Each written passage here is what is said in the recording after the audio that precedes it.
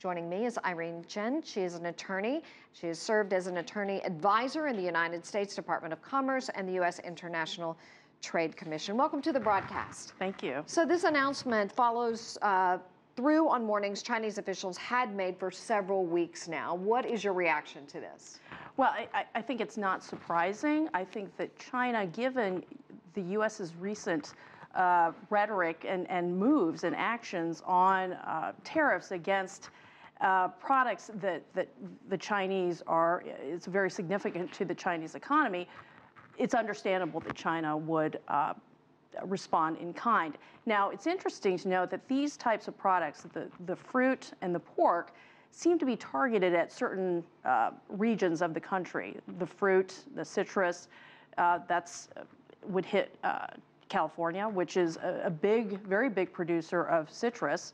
And apparently China is one of the largest growing markets for California citrus. And as far as pork, that's coming from the Farm Belt states, who have been strong supporters of President Trump. So it seems that China is taking a targeted approach and also a measured approach. What it believes that it will establish some credibility if this goes before the World Trade Organization. So President Trump recently said, "We have spoken to China. We are in the midst of a very large negotiation." Where does this leave the dialogue? Well, I think it leaves something to be gained by both sides. So the U.S. has taken this really unilateral approach against China in trying to extract concessions, both on the steel and the aluminum aspects, the commodity products, and where we expect this Friday, we're announcing tariffs on electronic products, machinery.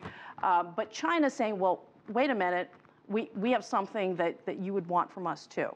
So that's, we have to consider China being an innovation powerhouse with the drones, AI systems, mobile phone payment systems. Will these tariffs hurt them? Which country fares worse? I think, and I don't have a crystal ball, but I think if this drags on for some time, I think the United States will be hurt by a very strong and deep trade war. Not only are parts of the U.S. economy very tied to imports from China, in terms of the intellectual property. So if there are products that they can't get that would be integrated into their supply chain in the U.S., that will hurt them very deeply. And President Trump has always run on a pro-business platform.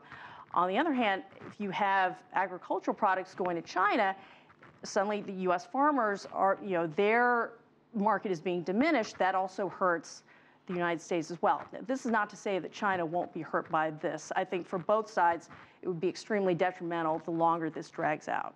So to be fair, the Chinese government has promised to reevaluate some of its trade practices and to crack down on Chinese companies that demand intellectual property transfers as a condition for U.S. and foreign companies doing business in China. Where do we stand with that?